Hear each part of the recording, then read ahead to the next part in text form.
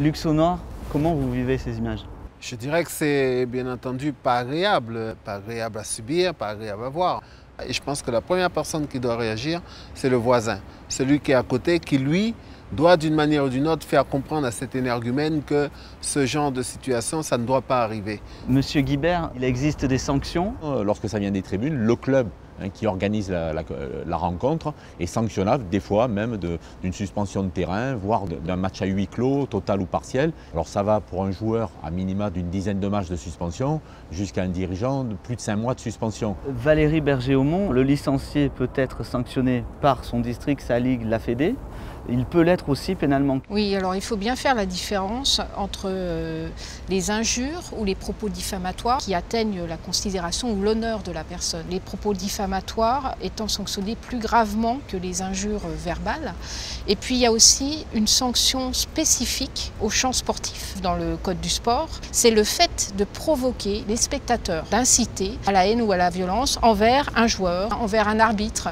Il y a une autre sanction spécifique dans le code du sport qui exhiber des signes racistes, xénophobes dans l'enceinte sportive. C'est aussi sanctionné de la même sanction qui peut aller jusqu'à 1 an d'emprisonnement et 15 000 € d'amende.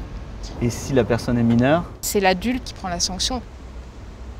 Monsieur Dispan, une personne qui profère ses propos racistes peut aussi être interdite de stade. C'est une possibilité qui est laissée, qui est donnée au préfet du département, qui est toute récente, de la dernière loi de renforcement contre le hooliganisme et du dialogue avec les supporters, loi du 10 mai 2016. Donc aujourd'hui, un individu peut être effectivement écarté d'une enceinte sportive durant 2 ans ou 36 mois en récidive.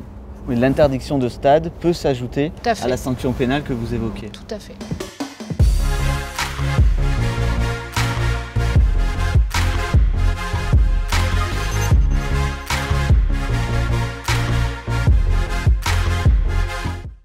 Monsieur Jacques Lisée, vous accompagnez des personnes qui ont pu être victimes de propos discriminatoires? Ce qu'il faut savoir, c'est qu'une personne qui est victime de discrimination, dans la plupart des cas, ne se signale pas.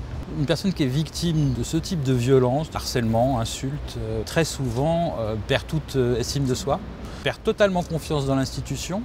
Et il y a un phénomène de bouc émissaire. Il est évident que le phénomène de bouc émissaire est systématique. Il faut prêter une très grande attention à ça parce que c'est à peine visible. Dès que quelqu'un commence à se comporter un tout petit peu différemment des autres, sortir de la norme virile, on va commencer à se dire « ah mais il ne serait pas un peu… » etc. etc. Patrick Kahn, est-ce qu'on doit être fataliste face à ces actes, ces propos? Ni fataliste, ni résigné. On a effectivement un arsenal juridique très complet. La difficulté, c'est de le faire appliquer. Il faut des preuves, il faut des témoignages. On réserve donc les procédures pénales, je dirais, aux aspects plus politiques du racisme. Les crânes rasés, les bras levés, il y a un vrai combat qui est mené contre eux. Le racisme de la bêtise, celui-là nécessite donc peut-être une autre approche. Ce que l'on propose aujourd'hui, c'est des accompagnements des peines à travers des actions donc, de médiation. Erwan Finjean, quel est le message de la Fédération française de football justement pour annihiler tout ça? C'est s'interdire toute forme de discrimination. C'est de sensibiliser les jeunes sur ces attaques, de ne pas hésiter à les faire remonter soit à ses parents, soit à son éducateur. Mais vous vous intéressez aussi aux parents? Sur les discriminations, la fiche de référence qu'on distribue à l'entourage du licencié, elle s'appelle « Les 8 clés pour la diversité ».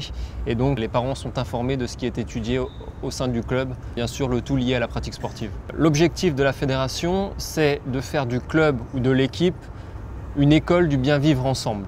Le football en France, effectivement, c'est le vivre ensemble. Et je crois qu'on est là, nous, la fédération, pour montrer le bon cap, pour que ces gens-là vivent ensemble et prennent du plaisir à jouer ensemble.